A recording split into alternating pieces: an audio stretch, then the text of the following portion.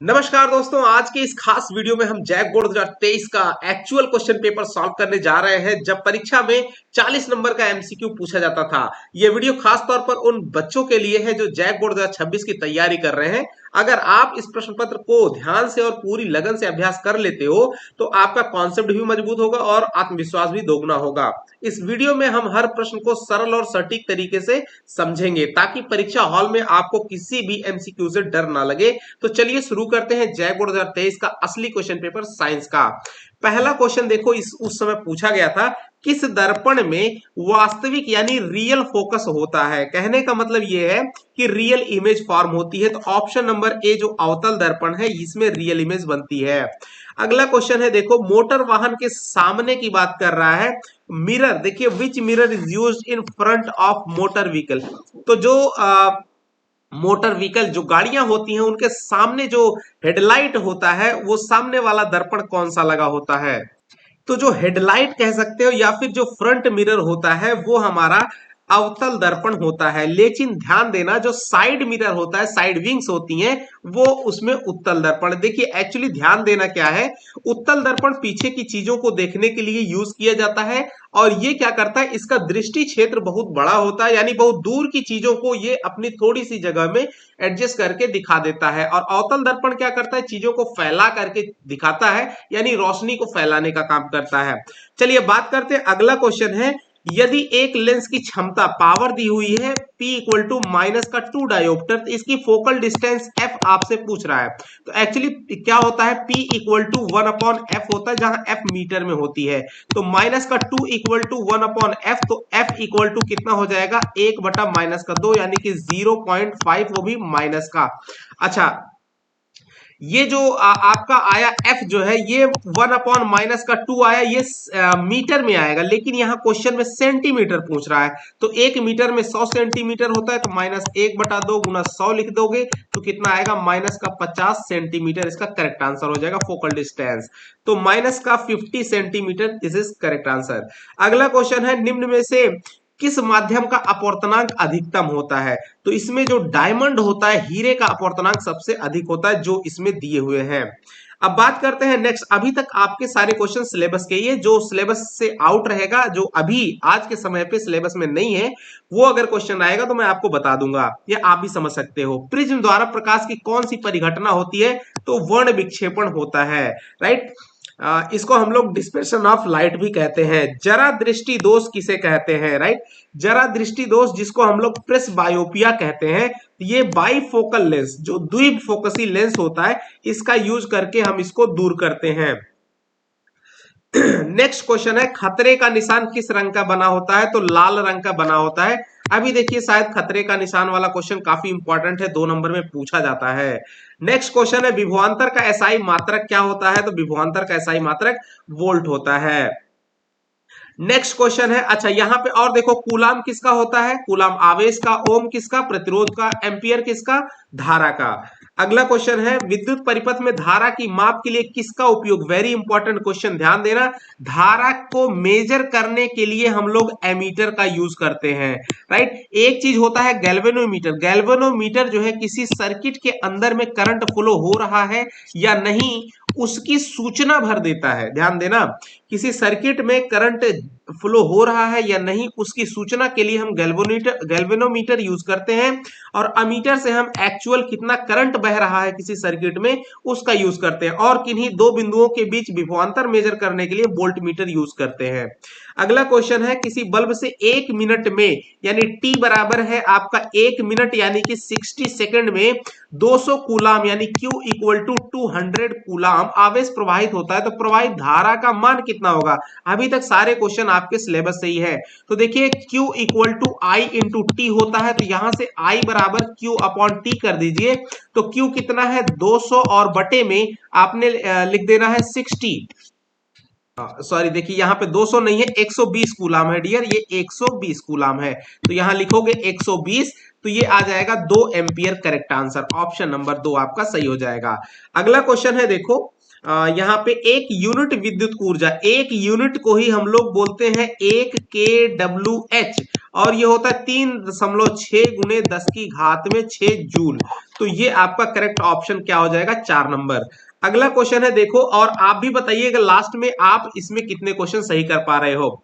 विद्युत धारा प्राप्त करने की युक्ति को क्या कहते हैं, तो जनरेटर बोला जाता है। ये क्वेश्चन क्लास 9 से भी कह सकते हो। अभी वैसे तो जनरेटर वाला आउट ऑफ सिलेबस हो गया है, लेकिन आपने क्या करना है, ये क्वेश्चन क्लास 9 के आधार पर भी दिया जा सकता है, इसलिए ये क्वेश्चन आ सकता है, कोई दिक्कत वाली बात नहीं है। लघुपथन के समय परिपथ में विद्युत धारा का मान, ये तो सिलेबस में ये बहुत ज्यादा बढ़ जाता है, राइट, वेरी हाई हो जाता है। नीला लिटमस पेपर किससे लाल हो जाता है, तो नीला लिटमस पेपर लाल होता है, लाल मतलब डेंजर, मतलब अम्ल। ठीक है, अगला क्वेश्चन है, निम्न में कौन क्षार है, तो भाई CH3COOH ये एस्टिक एसिड है, अम्ल है। HNO3 ये भी नाइट्रिक अम्ल है। ये है देखिए NaOH सोडियम हाइड्रोक्साइड, ये आपका क्षार है। NaCl ये आपका नमक है। अगला क्वेश्चन है, जिप्सम का रासायनिक सूत्र क्या होता है, CaSO4 इंटू ट्वाइस H2O। अगला क्वेश्चन है, नेक्स्ट क्वेश्चन है, समीकरण CaCO3 इसको हीट दिया गया, यानी कैल्शियम कार्बोनेट को जब गर्म किया जाता है तो ये कैल्शियम ऑक्साइड और कार्बन डाइऑक्साइड में बदल जाता है। तो ये एक्चुअली एक जो यूनिट है वो देखिए, ये A है, ये B है, ये C है। एक चीज दो अलग अलग चीजों में टूट जा रही है, तो इसमें वियोजित होना बोलते हैं इसको, यानी हम बोलते हैं डिकम्पोज होना। ठीक है, अगला क्वेश्चन है, जल के विद्युत अपघटन में कैथोड पर कौन सी गैस मुक्त होती है, तो याद रखना, हाइड्रोजन गैस आपकी एनोड पर कैथोड पर होती है, और एनोड पर ऑक्सीजन गैस होती है। अगला क्वेश्चन है यहाँ पे, उपचयन अपचयन अभिक्रिया का दूसरा नाम रेडॉक्स रिएक्शन बोलते हैं, इस चीज को ध्यान रखना, याद रखना। निम्न में विद्युत का सर्वोत्तम चालक कौन सा है, तो अभी के लिए जो 4 ऑप्शन दिए हुए हैं इनमें आपका कॉपर सबसे अच्छा कंडक्टर है। अगर इसी में Ag दिया होता तो आपका Ag बन जाता। अगला क्वेश्चन है, नेक्स्ट देखिए, गंधक जिसको हम लोग सल्फर कहते हैं, ठीक है, तो ये क्या है, सल्फर एक अधातु है, नॉन मेटल है। नेक्स्ट क्वेश्चन है, सीसा और टीन की मिश्र धातु को हम लोग सोल्डर कहते हैं। सोल्डर आपने देखा होगा, जो दो वायर को एक जगह किसी पॉइंट पर चिपकाने का काम करता है। जैसे आपने रेडियो वगैरह पहले के टाइम पे बनता था तो वहां पे देखा होगा। CnH2n किसका सामान्य सूत्र है, तो एल्केन का, याद रखना। एल्केन एल्कीन, एल्कीन का क्या होता है, CnH2n होता है, और एल्काइन का क्या होता है, CnH2n-2 होता है, याद रखना इन सबका। अगला है एल्डिहाइड, राइट, इसमें क्या होता है, CHO, एल्डिहाइड का फंक्शनल ग्रुप कौन सा है, CHO। ये क्या है, कार्बोक्सिलिक अम्ल का है, ये आपका कीटोन का है, और ये एल्कोहल का है। अगला क्वेश्चन है, एथेनॉल सोडियम से अभिक्रिया करके कौन सी गैस बनाता है, एथेनॉल, एथेनॉल का मतलब हुआ, तो भाई जो एथेनॉल होता है उसका फॉर्मूला होता है C2H5 और OH, ये आपको अभिक्रिया कर रहा है सोडियम के साथ में, यानी Na के साथ में, तो ट्वाइस Na ले लेते हैं और ये दे देता है आपका, यहाँ पे ट्वाइस इसको भी करना पड़ेगा बैलेंस करने के लिए, तो यहाँ बन जाता है ट्वाइस C2H5ONa और प्लस का हाइड्रोजन बन जाता है, राइट। तो गैस कौन सी बचती है आपकी, हाइड्रोजन गैस बचती है, तो ऑप्शन नंबर 1 आपका करेक्ट हो जाएगा, हाइड्रोजन। नेक्स्ट क्वेश्चन है देखिए, आधुनिक आवर्त सारणी में आवर्तों की संख्या यानी पीरियड की बात कर रहा है, तो पीरियड 7 होते हैं। अच्छा, कई बार इसकी जगह पे ये क्वेश्चन कई बार बहुत पॉपुलर है, अभी तक आता है, कई बार इसमें समूह पूछ लेता है, ध्यान देना, समूह यानी ग्रुप, तो ग्रुप कितने होते हैं, 18, याद रखना, आवर्त कितने 7 और ग्रुप कितने, समूह कितने 18। अब बात करते हैं डेक्स 27, स्वपोषी पोषण के लिए आवश्यक क्या होता है भाई, तो CO2 और जल, क्लोरोफिल, सूर्य का प्रकाश सब जरूरी होता है, इनमें से सभी इसका करेक्ट आंसर होगा। जठर ग्रंथियां कहां पाई जाती हैं, तो आमाशय में पाई जाती हैं। गैस्ट्रिक ग्लैंड्स जो होती हैं वो स्टमक यानी पेट, आमाशय जिसको बोलते हैं। पित्त रस का स्राव कहां पर होता है, तो लीवर के द्वारा जो है, लीवर में पित्त रस का स्राव होता है। नेक्स्ट है, सबसे छोटी अंतःस्रावी ग्रंथि, स्मॉलेस्ट एंडोक्राइन ग्लैंड जो है वो आपकी पिट्यूटरी ग्लैंड कहलाती है।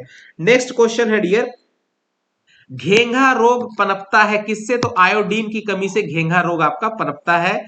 नेक्स्ट क्वेश्चन है, पराग कोष में क्या पाए जाते हैं, पराग कण पाए जाते हैं, ठीक है, याद रखना, ये सब बायो के क्वेश्चन आ गए हैं। मानव में निषेचन की क्रिया कहां पर होती है, तो फैलोपियन नलिका यानी फैलोपियन ट्यूब में होती है निषेचन की क्रिया। नेक्स्ट क्वेश्चन है, किसी जीव की जीनी संरचना जीनोटाइप कहलाती, क्या कहलाती है? जीनोटाइप कहलाती है। याद रखना, ये सब क्वेश्चन ऐसा नहीं है कि नहीं पूछे जाते, आप देखोगे तो लगेगा कि नहीं भाई ये सब अभी भी पूछे जाते हैं। एक स्त्री में कौन से लिंग गुणसूत्र होते हैं? स्त्री में भाई एक्स एक्स जो है लिंग गुणसूत्र पाए जाते हैं, एक्स वाई किसमें? ये आपका पुरुष वाला होता है। जैव आवर्धन करने वाला रसायन कौन सा है? तो यहां पे इसका आंसर होगा एटीपी। भाई देखिए, सॉरी, यहां पे इसका सही आंसर हो जाएगा डीडीटी। ये आपका बुक में दिया हुआ है। अच्छा, डीडीटी का पूरा नाम ध्यान देना, जो कि जैव आवर्धन यानी मैग्निफिकेशन का जैव आवर्धन करने वाला एक रसायन है। इसका पूरा नाम है dichloro diphenyl trichloroethane, dichloro diphenyl diphenyl trichloroethane, याद रखना। अगला क्वेश्चन है यहां पे देखिए 37, बाघ उपभोक्ता है। तो बाघ जो है किस प्रकार का उपभोक्ता है? तो बाघ आपका तृतीय पोषी स्तर का उपभोक्ता है, ये चीज ध्यान देना।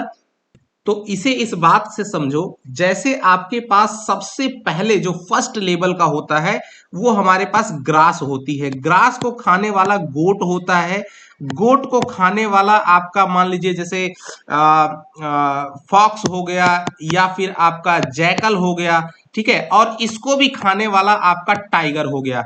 तो यहाँ पे ये फर्स्ट लेवल का हो गया, ये आपका सेकेंड लेवल हो गया, और ये आपका थर्ड हो गया, और ये आपका फोर्थ लेवल हो गया, ठीक है। अच्छा, लेकिन अब बात करते हैं फूड चेन की। तो यहाँ पे देखिए जो कंज्यूमर होता है, तो गोट जो है, गोट आपका जो फर्स्ट लेवल का जो कंज्यूमर कहलाएगा, फर्स्ट लेवल का कंज्यूमर, और ये जो है आपका सेकंड लेवल का कंज्यूमर कहलाएगा, और ये आपका थर्ड लेवल का कंज्यूमर कहलाता है। कौन? जो सबसे टॉप पे टाइगर होता है। तो इसको हम लोग बोलते हैं ट्रॉपिक लेवल।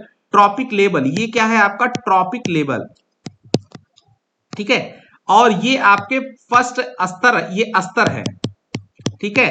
और फर्स्ट स्तर, सेकंड स्तर, तो जो आपका फोर्थ लेवल होता है उस पे जो बनता है वो टाइगर है, और उसको हम लोग, उसका जो पोषी स्तर होता है वो तीसरा पोषी स्तर कहलाता है। तो सही आंसर इसका आपका बन जाएगा ये। ऐसे ही आपको करना है। चिपको आंदोलन कब प्रारंभ हुआ था? 1970 में आपका स्टार्ट हुआ था।